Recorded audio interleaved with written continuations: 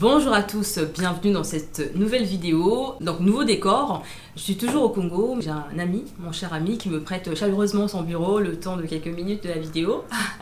Donc dans l'épisode d'hier, j'annonçais que j'avais été en dépression pendant environ 10 ans. Mais en réalité, je ne savais pas que j'étais dépressive. Il m'a fallu du temps et il y a eu un jour où je me suis dit, je pense que je suis dépressive. J'estime que j'ai été en dépression, on va dire, depuis à peu près l'âge de 17 ans, 18 ans, pendant une décennie. En fait, j'avais deux facettes. J'avais une facette si belle, positive, dynamique, joyeuse, toujours souriante, voyageuse, voilà, très active. Et en parallèle, j'avais un côté sombre.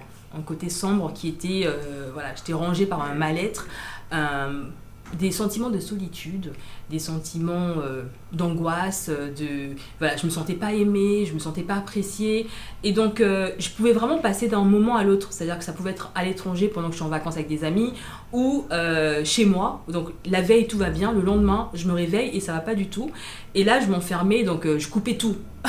Je coupe tout, je sors, je désactive tous mes comptes, tous mes réseaux sociaux, Instagram, Facebook, même LinkedIn. J'ai même supprimé un jour mon compte LinkedIn par erreur. J'enlève tout, je supprime ma photo WhatsApp, ma photo de profil WhatsApp, c'est-à-dire que c'est vraiment le chaos, quoi. Et mes amis proches savaient que Cybèle, elle est dans sa phase, quoi, elle est dans sa bulle. Voilà, quand c'était comme ça, on me laissait tranquille, donc je disparaissais. Et dans ces moments sombres qui pouvaient durer une semaine, voilà. Je sortais très rapidement, mais c'était des moments intenses où j'étais oppressée par des pensées négatives, où voilà, il y avait une boucle. Je ne suis pas assez, je me sens pas aimée, je suis seule, personne ne m'aime, personne ne veut de moi. Et pourquoi j'existe? C'est quoi cette vie? C'est une vie de souffrance. Voilà, en fait, ça n'allait pas du tout.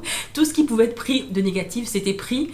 Et quand ça allait, donc j'allais jusqu'au bout de ma pensée négative.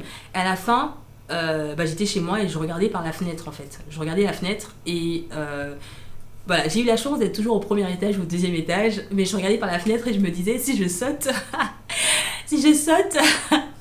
je vais pas mourir, mais je vais juste me faire très mal, en fait. Et si je me fais très mal, ma mère va devoir quitter le Congo pour venir en France. Et si elle vient en France, elle va être inquiète, etc. Mon meilleur ami va être inquiet, mes frères vont être inquiets, ma soeur va être inquiète. Et en fait, c'est comme ça que j'avais des moments de lucidité. Et après, j'appelais tout le monde pour dire que je les aimais. Donc voilà, donc ça entretenait ce côté positif de Cybèle qui fait souvent des déclarations à ses amis. Mais c'était des déclarations qui venaient des moments de souffrance, en fait. Et j'ai traîné ça pendant très longtemps, ce mal-être. Voilà, je sais pas trop pourquoi ça va pas, mais ça va pas. Et je me donne des excuses. Ça va mal parce que voilà, je vis loin de ma famille, je vis en France, ma famille est au Congo. Ça va mal parce qu'au travail, je n'ai pas la reconnaissance de mes managers, je ne suis pas assez bien payée, je n'ai pas ceci, je n'ai pas des excuses extérieures. Et en fait, plus j'avance dans la vie et plus finalement j'atteins les objectifs que je me suis fixés. Jusqu'au jour où je me dis ça va pas. Et je commence à prendre soin de moi. Donc ça, c'était en 2019 où je fais un engagement, voilà, je publie sur les réseaux. Désormais, je veux prendre soin de ma santé mentale. Et en fait, je fais ça, donc je commence vraiment à prendre soin de ma santé mentale, je lis plein de bouquins, je prends un congé sabbatique où je me dis, mais comme le travail c'est un problème, je vais arrêter de travailler pendant un moment et me reposer. Je fais ça, je repars travailler, le même problème. Et je commence une thérapie avec une psy, et je commence les cours bibliques, je vais vraiment chercher Dieu, etc. Et je fais tout. Et j'avance, c'est-à-dire que je suis plus apaisée, je me sens mieux. Je suis en paix, je suis célibataire, mais ça n'a jamais été un problème pour moi parce que j'estime qu'il faut d'abord être heureux toi-même avant d'être avec quelqu'un. Donc j'estimais que mes sentiments de solitude, c'était pas lié à un homme ou quoi que ce soit. Et en fait, un jour, je rentre chez moi et je me dis, mais en fait, je fais tout. J'avance dans la thérapie,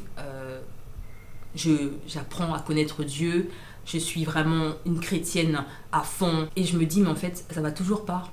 Et donc je vais sur internet, je regarde la dépression, et la dépression, il y a plein d'indicateurs, mais un indicateur qui ne ment pas, c'est que lorsqu'on a un mal-être qu'on ne peut pas expliquer, ça c'est l'état dépressif.